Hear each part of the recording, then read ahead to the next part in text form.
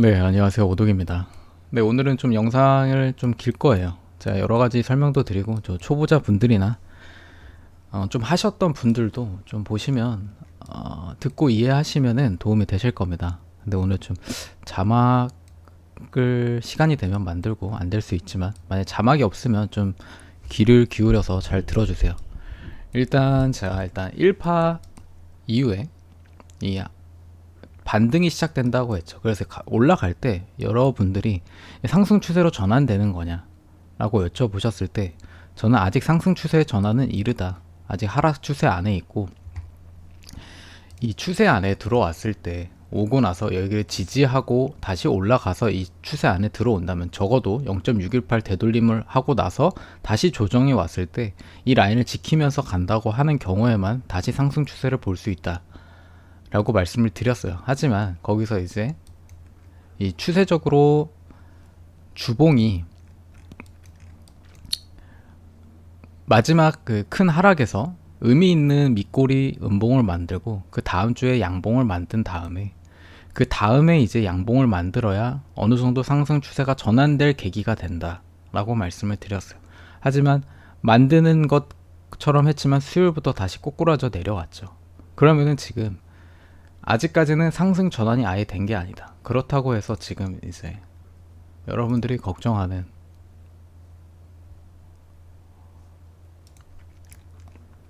추세가 완전 꺾여서 베어 플래그 형식 이미 말씀도 다 드렸어요. 이게 영상을 단편으로만 보시면 안 돼요. 저는 다른 집처럼 이렇게 점집이 아닙니다. 저는 올바른 사람들이 투기가 아니고 올바른 투자를 할 수 있게 항상 그러니까 여러 가지 뷰를 공유 드리고 하는 거기 때문에 영상을 처음부터 끝까지 다 보셔야 돼요.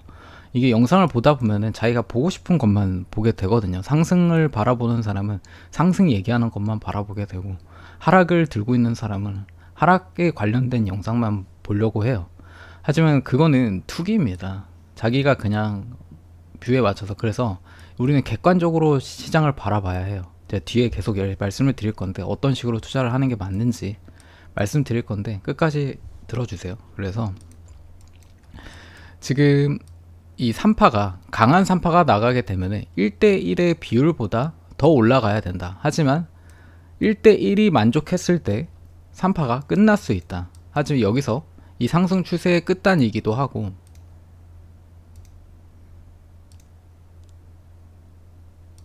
1대1 비율이 어느 정도 맞춰졌죠. 딱 맞춰졌죠. 그럼 여기서부터는 그래서 2500부터 2700까지가 일단 1차 저항 구간이다. 여기서 맞고 떨어질 수 있다. 왜냐면 일반적으로는 그렇지 않지만 38의 이상으로 올라왔고 0.5부분까지 이 사이까지 왔죠. 그렇기 때문에 이게 조정이 ABC로 간주를 하고 떨어진다고 하더라도 이상한 건 아니다. 하지만 우리가 원할 때 여기서 원한 거는 돌파에 제가 이제 선물에는 갭이 있기 때문에 이 QQQ로도 봤을 때 QQQ는 200일선을 돌파를 했고 여기서 살짝 뚫어주는 양봉으로 끝 지점을 만들었기 때문에 여기서 이날 무슨 일이 있었죠? 외부적인 요인이 두 번 있었어요. 긴 요인이. 그러니까 제가 말씀드릴 때 이번 주에 주봉이 크게 세우려면은 외부적인 요인이 없어야 된다. 4월 2일 전까지. 그래야지 얘네들이 반등을 더 세게 갈 수 있다. 라고 말씀을 드렸는데 외부적인 요인이 두 개가 발생했죠. 알리바바 CEO가 두 번이나 AI에 대한 거품 얘기를 해서 반도체의 약세를 불러오고 갑자기 트럼프가 전 세계 자동차 부품 포함 25% 관세를 때리겠다 얘기를 했죠. 그래서 이렇게 하락으로 다시 꺾이게 됐어요. 200일선 아래로 내려오는 음봉이 출현을 했어요. 그래서 이날 제가 멤버십 분들에서는 이제 가톡 분들한테는 이제 저도 이제 선물을 여기서 들고 있을 수 있기 때문에 여기서 어떻게 말씀을 드렸냐 하면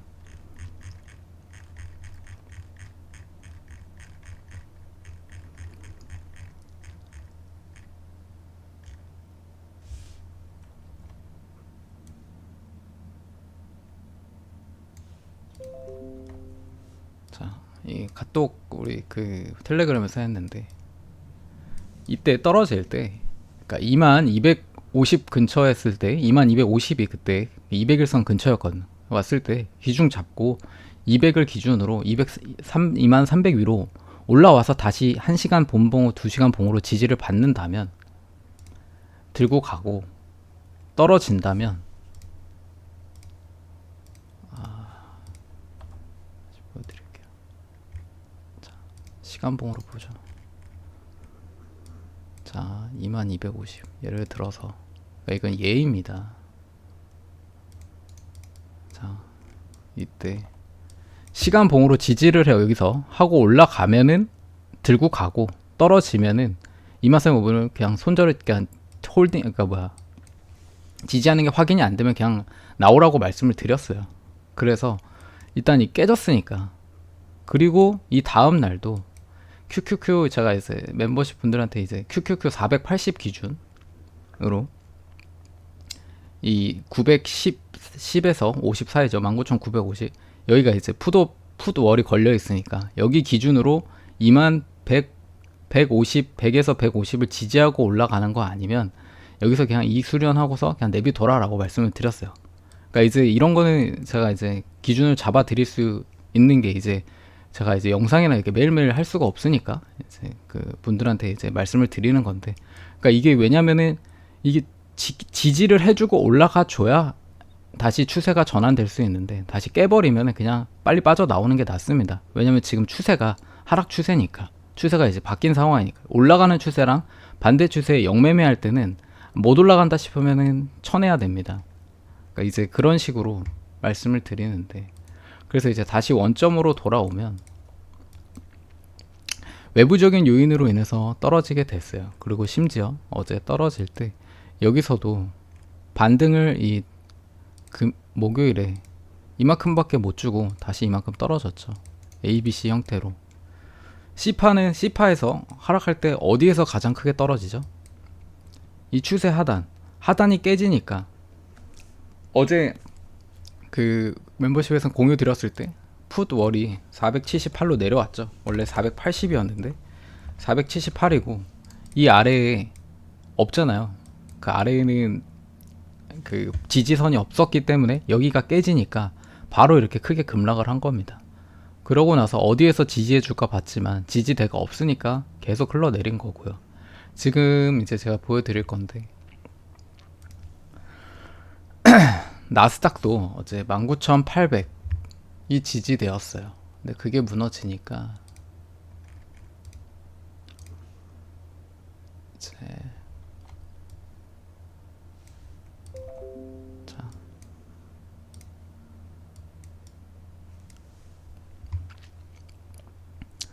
이제 지금 이제 이거는 전체 통계고, 어제 말씀드린 건 0DT였는데 여기에 이제 풋월이 있었는데 이제 깨지고 나서 지금 현재 전체적인 기간으로 봤을 때 18,800의 풋월이 엄청나게 많이 쌓여있죠. 여긴 없고, 그렇게 된다고 하면은 지금 우리가 열어놔야 되는 상황이 18,800까지는 일단은 열어놔야 된다. 여기까지 올지 안 올지는 모르겠지만 4월 2일 날 상황에 따라서 다음 주에 여기를 터치하고 갈 확률이 높다.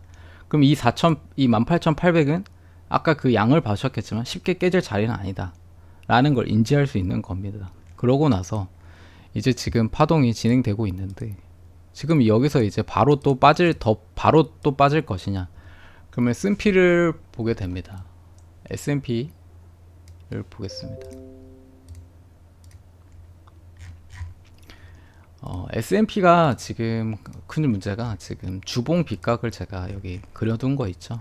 이게 지지받고 올라갔던 이 주봉 빗각을 어제 내려왔어요. 그래서 지금 조금 위험합니다.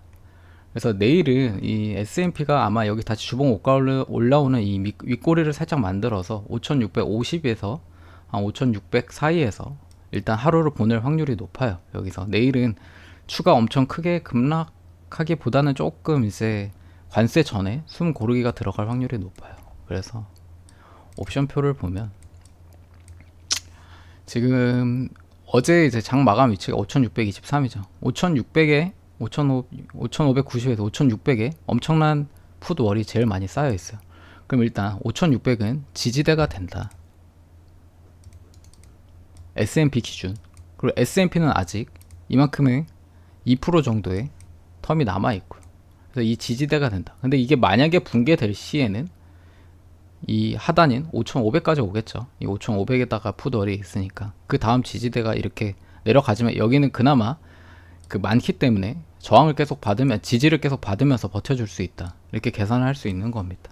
그러고 나서 다시 만약에 여기서 이제 올라온다고 하면은 그때는 다시 조금 기대를 해볼 수 있는 상황이 되는 거죠. 이렇게 하나하나 옵션표와 이 파동 뭐 또 이제 지금 내려왔을 때 올라갔을 때 매물대를 확인했을 때 지금 이 여기서 이제 매물대 자리였죠. 그러고 나서 지금은 이제 프리장에서 꺾였는데 이제 프리장 전에 마무리했을 때 이쯤에서 끝났죠. 그래서 그러면은 여기서는 일단 지지를 받았다 이런 걸 또 확인할 수 있는 거고요. 그래서 이렇게 맞춰 나가는 겁니다. 이게 확신을 가지고 제가 이제 영상 썸네일에 조금 뭐 이렇게 그 한쪽 방향 제가 이제 만약 영상 썸네일을 오늘의 시황 이렇게 하면은 사람들이 영상을 자주 안 보시지 않습니까? 그래서 좀 더 확률이 높은 그리고 좀 더 사람들이 좋아할 만한 썸네일을 가지고 얘기를 해서 사람들이 영상을 보실 때 그 부분만 보시지 마시고 전체적으로 보실 수 있게 도움을 드리려고 하는 겁니다.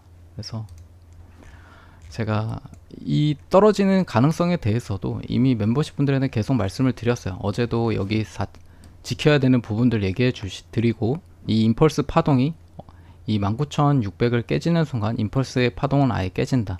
그렇게 될 경우에 지금 만약에 희망을 갖는다고 하면은 새로운 임펄스를 만드는 시작이 될 수도 있고 아니면 여기서 더 떨어진다고 하면은 새로운 파동을 다시 시작해서 봐야겠죠. 그래서 그것도 맞춰 나가는 거고 제가 말씀드렸듯이 엘리엇 파동도 무조건적인 건 없고 뭐 이평선이든 RSI든 그 뭐 어떤 보조지표도 절대적인 건 없습니다. 왜냐면은 주식이라는 게 지금 외부적인 요인으로 발생해서 파동이 꺾이는 상황이 많이 있기 때문에 그래서 그거에 의해서는 이제 파생시장에서 그 자기들의 포지션을 살리기 위해서 강하게 더 압력이 나오고 이런 상황이 발생해요. 그래서 이런 규칙들이 깨지면서 또 이렇게 만들어지지만 결과적으로 그걸로도 나중에 후에 복귀해 보면은 다시 새로운 파동이 만들어진다. 그래서 우리가 여러 가지 가능성을 두고 봐야 하는 게 맞습니다. 그래서 저는 그 가능성들에 대해서 여러 가지 뷰를 말씀드리면서 여러분들이 투기가 아닌 투자를 할 수 있게 계속 알려드리는 거고요. 지금 요즘 며칠 그 멤버십 하신 분들도 이제 기본적으로 이제 제가 말씀드리는 걸로 인해서 이 며칠 했음에도 불구하고 어느 정도 이 기준에서는 지지를 받는구나. 이 기준에서는 저항을 받는구나. 이렇게 어느 정도 이제 조금씩 눈이 띄어지기 시작하실 겁니다. 그래서 그런 거와 또 이제 추가적인 것들을 이제 좀 더 알아가면서 그 상황에 대처를 해야 한다. 그래서 그 이제 여러분들은 지금 그러면 자 나스닥이 끝난 것이냐? 그러면 여기 382로 끝나가지고 같은 비율만큼 이렇게 떨어질 것이냐? 만약 이렇게 떨어질 수도 있죠. 진짜 지금이 대공황이라고 하지만 한다고 하면은 근데 제가 생각하는 대공황은 모두가 아는 대공황이 아닙니다. 대공황은 모두가 모를 때 찾아오는 게 대공황이라고 생각을 해요. 그리고 지금은 기업의 펀더멘탈이 무너지지 않았고 오로지 관세 하나라의 이유에 이 관세의 리스크로 인해서 퍼질 그 상황으로 인해서 앞으로 그 관세로 인해서 경제가 이렇게 될 거다라는 생각으로 빠지고 있는 거예요. 그래서 그냥 트럼프가 한마디만 바꿔도 다시 경제가 이게 돌아갈 수 있는 상황이 되는 겁니다. 그래서 지금은 이렇게 간다고 볼 게 아니라 4월 2일 이후에 트럼프가 어떻게 대처를 하고 어떻게 조율을 하고 갈 것인가를 보는 겁니다. 그럼 우리는 어디에 투자를 해야 할까? 그래서 제가 항상 말씀드리는 게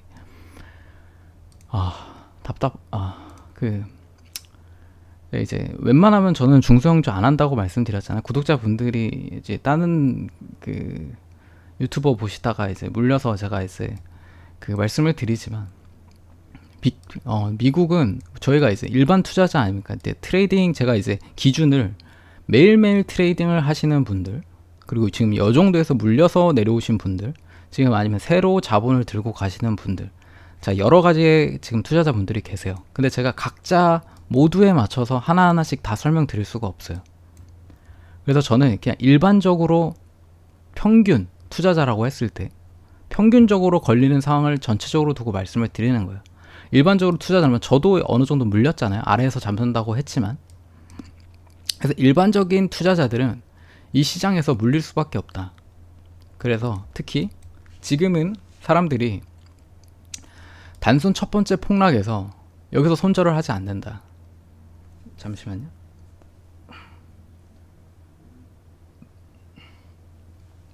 네, 첫 번째에서 손절을 하지 않는다고 저번에도 말씀을 드렸어요. 그래서 두 번째 반등에 왔을 때 이제 여기서 사람들이 추매를 좀 더 많이 해서 그 다음에 다시 꺾였을 때 여기서 이제 손절이 나갑니다. 특히 이 전 저점이 깨졌을 때. 그래서 이렇게 이제 18,800까지 들어 올리고 한다고 하면은 개미들이 이제 여기서부터 계속 털고 있어요. 그러면서 이제 그 관세가 어느 정도 해결되고 하면은 이제 기관들도 매집을 하겠죠. 빅테크가. 제가 이따 옵션표를 또 그 기업들별로 보여드릴 건데 그럼 올라가겠죠. 그럼 여기서 이제부터는 개미들이 터는 구간이다 라고 봐요. 개미와 기관들이 다 털면은 지금 이제 아예 대공황으로 빠지는 건데 지금은 그럴 만한 상황이 아니다 라고 보고 있습니다. 트럼프도 관세 정책을 유지해야 되긴 하지만 주가를 부양해야 되고 자기가 2026년 그 중간 선거를 위해서라도 이 주가를 이렇게까지 크게 밀 이유가 없어요. 그러니까 자기 지지율이 떨어지기 때문에. 그렇기 때문에 저는 이렇게까지 크게 밀릴 거라고 보지 않습니다. 일단은 18,800까지 보고 있습니다. 그래서 왜 빅테크를 사야 하냐? 빅테크를 사야 하는 이유가 여러분들이 만약에 이렇게 떨어진다고 가정을 해봐요. 그래서 이제 생각을 해봅시다. 그럼 여러분들이 아이폰을 애플 제품을 사용 안 할 것이냐? 그럼 마이크로소프트면은 컴퓨터 윈도우를 사용 안 할 것이냐? 엔비디아 같은 경우에는 지금 이 기업들이 AI에 발전을 하기 위해서 얘 칩을 안 쓸 것이냐? 자, 테슬라 같은 경우에 일론 머스크가 이제 트럼프 옆에서 돕고 있고 지금 자율주행과 규제를 풀어서 자율주행과 로봇의 규제를 트럼프가 풀어줄 게 확실한데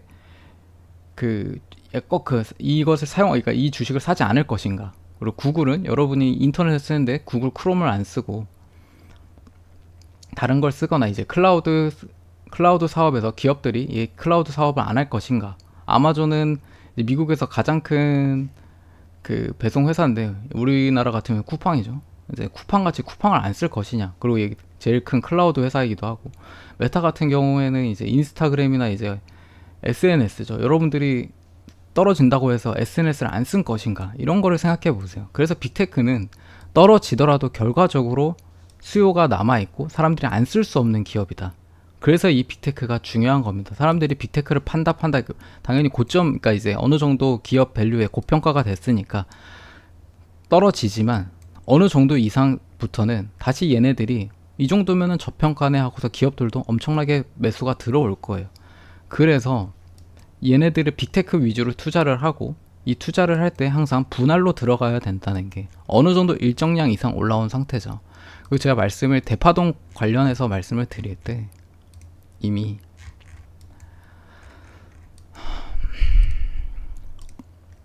1파, 2파, 3파 3파의 지점이 거의 다 왔다고 말씀드렸어요. 이 3파가 지금 여기냐 이쯤이냐 아니면은 이제 트럼프가 연장을 해서 이 3-4파를 짧게 주고 3-3파가 더 길게 2026년까지 이어가느냐 라고 말씀을 드렸죠. 이 4파동 같은 경우는 1년 정도의 1년 이상의 하락이 이제 어느 정도, 그러니까 1년 정도의 하락이 나와야지 4파가 되겠죠. 1년에 6개월에서 1년 정도. 그러면 지금 그 구간이냐? 지금 구간이 그 구간일 수도 있어요. 근데 아직 저는 아니라고 생각을 합니다. 그래서 확실히 지금 조정이 나올 구간이긴 맞았다라고 말씀을 드리고 싶어요. 그렇게 가능성이 있다고도 말씀을 드렸고, 그래서 저는 지금 여러분들이 만약에 이제 제 영상을 보실 때 제가 이제 어느 정도 매수의 바운더리를 말씀을 드리잖아요. 그래서 어느 정도 올라가고 이번에 뭐 테슬라를 말씀드릴 때도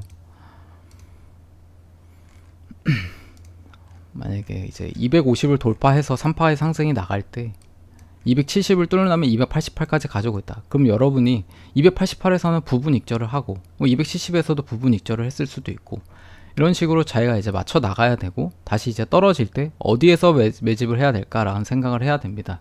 다시 또 근데 이거를 항상 과정할 때 여기서 몰빵 이게 아니라 그냥 제가 항상 저는 한 10분의 1을 추구를 해요. 왜냐면 270에서 10분의 1을 샀다. 근데 이게 떨어졌을 때 여기서 이제 단기 트레이딩 하시는 분들은 손절을 할 수 있지만 일상생활 일을 하시면서 하시는 분들은 자야 되잖아요. 그래서 해놓고 떨어졌다. 그러면 여기서 제가 이제 말씀드리는 여기가 지지 구간이 될 것인가 애매한 구간인가, 그럼 애매한 구간은 건너뜁니다. 올라가면 다행인 거고 떨어지면 또 이제 조금 그 중요한 변곡점 거기서 또 이제 10분의 1을 또 담습니다. 그러고 나서 올라가면 다행인 거고 떨어지면 또 기다렸다가 또 중요한 변곡점이 생기면 그 변곡점에서 10분의 1을 또 사고 그렇게 해서 뭐가 가다 보면 빅테크는 결국에는 계속 떨어진다고 한들 그 자기가 이제 시드를 어느 정도 채웠을 때쯤 되면 그 전부터 이제 사실 올라가기 시작하면서 나중에 시간을 기다리다 보면은 양전이 돼 있어요. 근데 여러분들 일반적으로 지금 당장 사자마자 일주일 내에 엄청난 수익이 나기를 바라세요. 근데 이거는 분명히 날 수 있죠. 분명히 여기 250에서 만약 여기 233에서 몰빵을 해서 288에서 팔 수도 있어요. 근데 이렇게 투자를 하다 보면 어느 순간 몰빵을 한 위치가 이쯤이 될 수가 있어요. 그러고 나서 이렇게 떨어집니다. 그러면 엄청나게 그 많은 돈을 벌어온 상태에서 몰빵을 했기 때문에 떨어졌을 때 손쉽게 손절을 못해요. 부분 손절도 못하고. 그래서 일반적으로 망하는 겁니다. 그래서 항상 올라갈 때도 내려갈 때도 항상 분할로 매수를 하고 분할로 익절을 해야 돼요. 근데 이제 큰 돈을 버는 순간이 뭐냐, 우리 같은 일반 개미 투자자는 사자마자 플러스로 크게 가는 경우가 그렇게 많지 않습니다. 왜냐하면 일반적으로 공포에 사기가 쉽지 않기 때문이에요. 환희에 사기 때문이에요. 그래서 우리는 환희 어느 중간 정도부터 사기 시작해서 공포에 올 때까지 분할로 해서 그 물량을 늘려가야 되는 거예요. 그래서 그 물량이 늘려진 상태에서 이제 끈기 있게 앉고 앉아서 기다리면 그게 수익 전환이 크게 되는 겁니다. 그래서 이제 거기서 이제 자기의 시작 스타트가 어디냐, 최종 그 평단가가 어디냐에 따라서 수익률은 달라지겠지만 결과적으로 우리가 일반적으로 투자를 할 때 돈을 벌 수 있는 방법은 그거밖에 없습니다. 우리는 이제 시스템 트레이딩을 하는 것도 아니고 매일같이 트레이딩을 하는 것도 아니기 때문에 일반적으로 제가 지금 투기가 아닌 투자를 알려주는 이유는 이런 식으로 투자를 해야지만, 그리고 빅테크 위주로 이런 식으로 투자를 해야지만 여러분들이 손실을 안 볼 수 있다, 이걸 말씀드리고 싶어요. 그리고 이제 다시 돌아오면 이제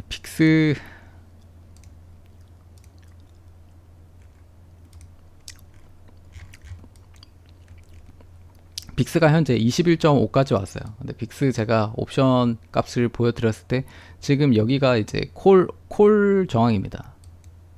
여기가 이제 콜이기 때문에, 콜월이기 때문에 이 이상으로는 일단 다음 주에는 좀 제한을 받을 수 있다 라고 말씀드렸고, 그리고 현재 CPC가 1을 넘었기 때문에 과도한 풋으로 몰려있다. 과도한 풋으로 몰려왔을 때 아마 다음 주에도 이게 더 올라서 주가가 더 내린다면 이 값이 더 올라갈 수도 있겠죠.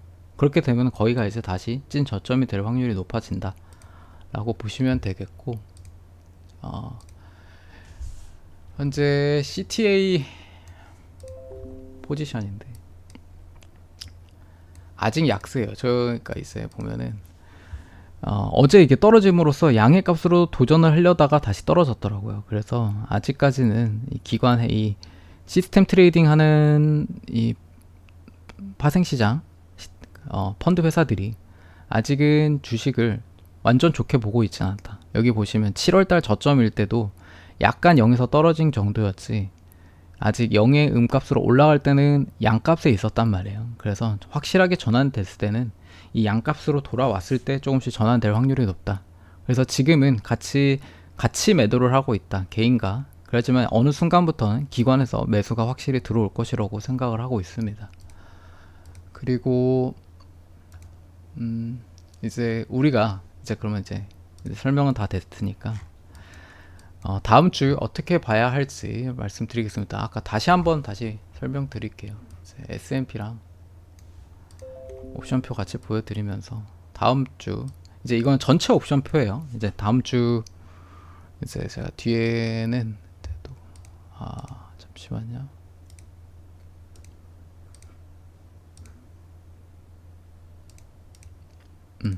이게 선물 전체 옵션표인데 그럼 다음 주에 이제 나스닥은 최대 18,800까지 밀릴 수 있다. 그 다음에 S&P는 일단 5,600을 지지하는 상태에서 깨진다고 하면은 5,500까지 10까지 갈 수 있다. 5,500 10까지 가면은 나스닥도 18,800까지 가겠죠. 하지만 이제 나스닥도 다음 이제 제가 새로 옵션표가 나오게 되면은 공유를 드릴 거지만 여기에 다시 이제 푸덜 근처에 또 생겼을 수 있어요. 그래서 이거는 제가 또 멤버십에는 업데이트를 해 드릴 거고요. 다음에 이제 QQQ로 봤을 때는 QQQ로 봤을 때 470의 푸덜이 쌓여 있다. 그럼 지금 위치죠. 지금 위치에 470의 푸덜이 가장 많이 쌓여 있기 때문에 여기서 지금 다음 주 이제 월화쯤에는 조금 이제 지지를 받고 올라갈 수 있다. S&P와 더불어서 이 힘을 받고서 올라간다기보다는 여기를 이제 4월 2일 어떻게 될지 모르기 때문에 이 위치에서 횡보를 할 수 있다고 말씀을 드리는 거죠. 그래서 이렇게 일단은 알고 다음 주에 시작을 하시면 되고요.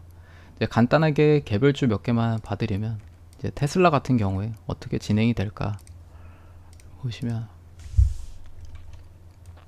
자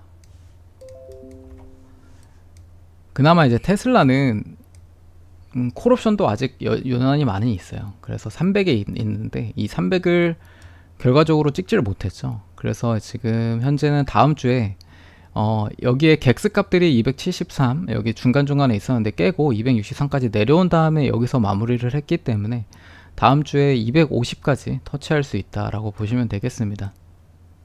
테슬라는 그렇게 보시고, 하지만 테슬라를 왜 좋게 봐야 하냐, 테슬라의 다음 주 위클리 만기랑 다다음 주 위클리 만기를 보시면 일단 현재에서 봤을 때 했을 때 아직 콜에 많이 몰려 있다. 지금 보시면 215, 217에도 몰려 있고 250에 몰려 있죠.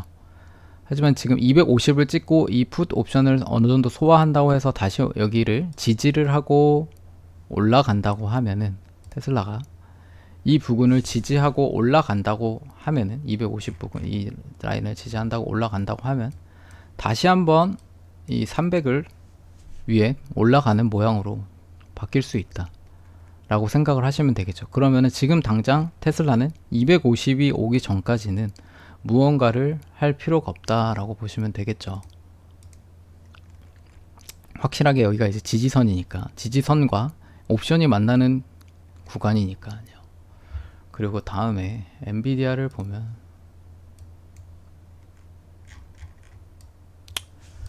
엔비디아는 제가 이번 주 계속 110 쪽에 엄청난 옵션이 많이 쌓여 있다고 했어요. 그래서 110까지는 끌려 내려갈 수 있다라고 말씀을 드렸고, 결국 아직도 110에 엄청난 푸돈 물량이 있어요. 그래서 어제 큰 하락에도 불구하고 엔비디아는 110 부근에서 마무리를 했죠. 왜냐면 여기가 강한 저항이기 때문에. 그래서 그러면 다음 주나 다다음 주에 어떻게 될 것인가, 그러면 이게 또 뚫리면 어디까지 내려갈 것인가를 확인해야 되잖아요. 그럼 여기도 지지선이 아래 강력하게 있죠. 105 라인에. 그래서 엔비디아도 보면 다음 주와 다다음 주 위클리 옵션을 보시면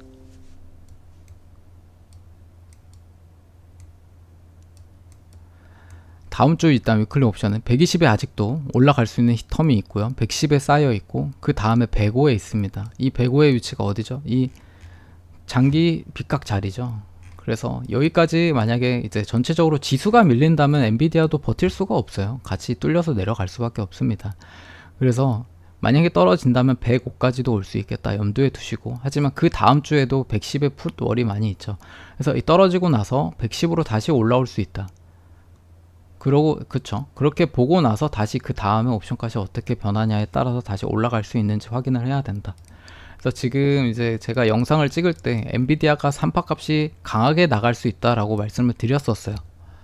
그래서 이제 여기서 이제 또 안 좋게 보실 수 있겠죠. 안 갔다, 이게 또 못 맞췄네, 이렇게 할 수 있는데, 왜냐면 이제 지수가 예를 들어서 지금 지수가 테슬라를 위해서 처음에 상승을 이끌었죠.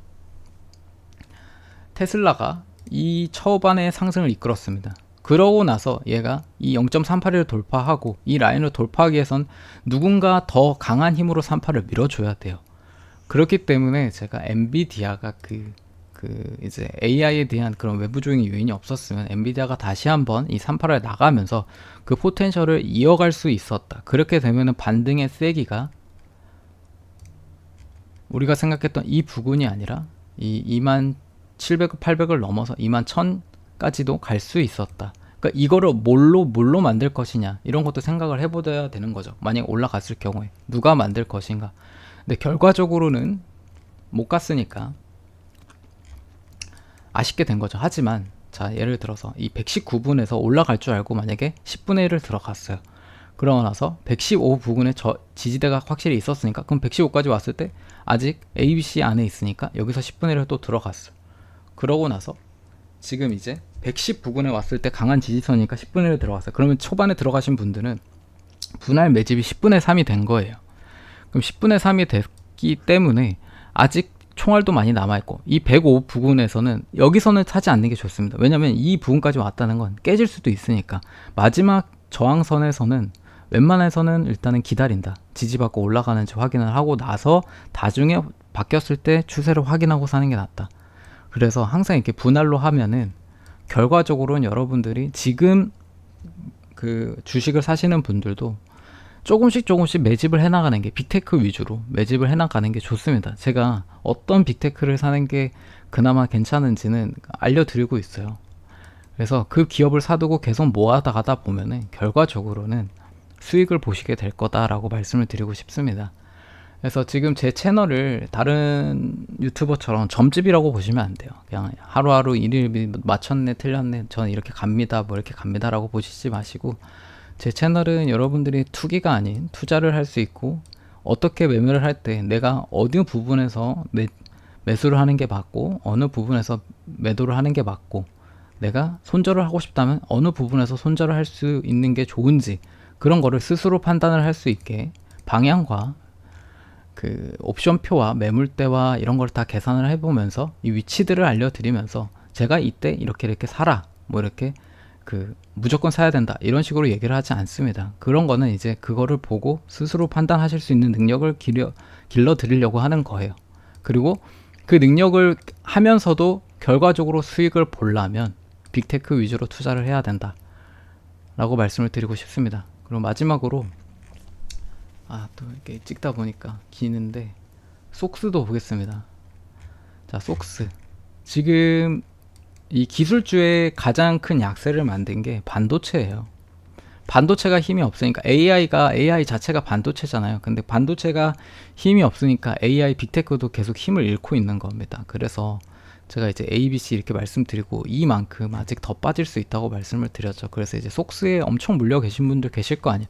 그래서 어줌쩍게 제가 여기서 매수를 하지 말라고 말씀드리는 게, 이게 올라가더라도 다시 지금 꺾일 수 있어서 확실하게 지금 그 관세가 끝나고 그 반도체가 이제 어느 정도 해결이 되고 나서 그 위치가 여기가 될 수도 있다고 말씀드렸잖아요. 최악의 경우에는. 그럼 여기에 왔을 때 반도체가 뭔가 돌아서서 돌아가게 된다면 이때 다시 사야 됩니다. 이때 사야 돼요. 이때. 아니면 여기서 만약에 돌아선다 그러면 그때 사야 되는 거지, 이렇게 지금 어정쩡할 때 지금 반도체를 사면 안 됩니다. 그래서 일단 반도체도 일단 좀 더 기다려야 된다. 지금 이 38을 못 나가서 내려왔기 때문에, 또 어제 심지어 기존 속스 위치가 깨졌네요. 그럼 안 좋잖아요 지금. 그래서 여기가 아마 189 지켜야 된다고 했는데 깨졌기 때문에, 여기서 다시 이제 비벼가지고 좀 지지를 만들어서 올라간다면 다행이고, 깨진다면은 진짜 최악의 수를 열어놔야 될 수도 있다 라고 보시면 되겠습니다. 그래서 여러분들 지금 힘들죠. 지금 여러분들 지금 투자하는 시기가 좋은 시기가 아니에요. 2023년, 24년에는 3파가 나가는 장이었기 때문에 어느 유튜버든 그냥 록만 얘기했으면 다 맞췄을 거예요. 웬만하면 거의 다 맞췄을 거다. 왜냐면 불장이었기 때문에. 하지만 지금 이제 여러분들이 지금 투자하는 이 시기는 4파의 구간에 접어들 수 있는 혼란의 시기다. 그래서 되게 어려운 장입니다. 왜냐면 확실하게 조정이 있는 확실한 구간도 아니고 더 나아갈 수도 있는 버블로 좀 더 이제 트럼프가 좀만 더 이제 증시를 부양하려고 하면은 이 증시가 그냥 부양해서 더 올라갈 수 있는 위치예요. 그래서 애매한 거예요. 확실하게 완전 버블이 낀 장도 아니고. 그렇기 때문에 저는 아직 버블이 완전 끼지 않았다고 보고 있어서 이게 완전 크게 큰 조정장으로 해서 막 지금 여기 15,000 이 자리 온다 하시는 분들도 있는데 여기까지는 올 수가 없다 라고 보고 있습니다.